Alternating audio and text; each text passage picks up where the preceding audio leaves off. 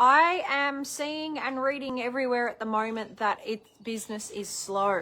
And so what that says to me is a couple of things are possibly happening apart from the economy and blaming that. So one of those things could be that people haven't been marketing consistently. And this is a bane of my existence, I've got to say, working with the trades industry, is instead of recognizing that we need to just have a consistent, reliable marketing plan that is going constantly so that we get the best work all the time, people wait for the feast or famine scenario to happen. And when it gets tight, then the social media goes up, then the marketing goes up, then the harder work happens. And so tradie business owners tend to live in this complacent state where it's just, oh, because the work's usually been there, then it'll probably always be there. And it's just not the case. So our markets are getting much more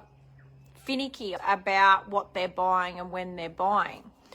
So Jason and I run a fishing charter business, and one of the things that I chatted with another guide about this morning, he messaged me, goes, oh, hey, did you get a message from this chick from the I Love Darwin page about getting a charter? I said, and we had a conversation about the fact that people are shopping around for pricing and best value for money.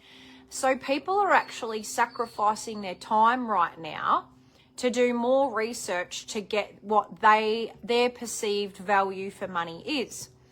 So if you aren't out there putting forward why you are value for money through a good sales process, once that lead is in, then you're just burning opportunity. And I see this too often where business owners get a bit complacent and they decide, oh, I don't feel like responding to that quote, or I'm not doing this or I'm not doing that because I don't have a process or a system, or I just can't be bothered. So we get into this situation whereby business slows down and then the panic sets in.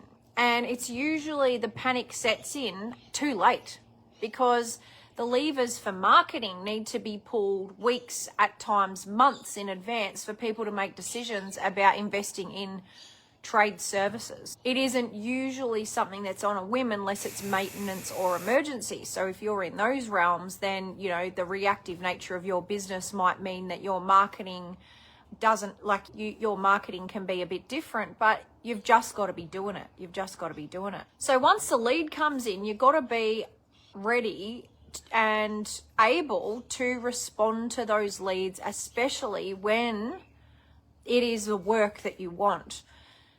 Last night on our 200K Tradie program, I taught the first 5 steps of the Ladies with Tradies 11-step sales process.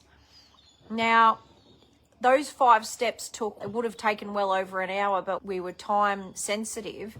And what I discovered through those conversations is that a lot of people are just going on a whim, and there isn't any structure or process in the way that they sell. There's no checklisting, there's no positioning for the clients, there's no clarity that's happening. So these things are super important, and I promise you right now, what will make all of the difference, even if you're not the cheapest, because we don't want to be the cheapest.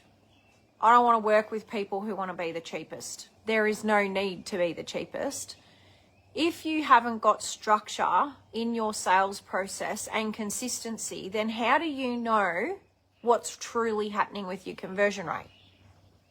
Because if you do one thing different for Beryl Smith to what you do for Frank over there, then you have no way of knowing what actually worked well. So there's got to be consistency and reliability in your process so that you can measure truly your conversion rate. So a good sales process has some key ingredients. One of those things is it's a deselection process, not a selection process. We say the same about recruitment at Ladies with Tradies. You don't want clients to feel like you are begging them for the work right now, that you are prepared to drop your pants in order to get their work. That is not the kind of client that you want. Just like this other fella at Fishing Guide and I were talking about this morning, the clients who are really like want to haggle on price tend to be real pains in the ass. So you've got to be careful right now, guys. If you are having a reduction in leads, your sales process is the thing that has to be better. You have to get better at positioning the way that you work with your client. You have to get better at explaining everything and why the price is the price, not just flicking off a quote and going, there's the price and that's it. You need to nurture that client. You need to work with them without being desperate. And if there is a point in time where their level of investment or their time frame is not realistic, then you walk away. You do not just try adapt and bend and fold in order to deliver what they want.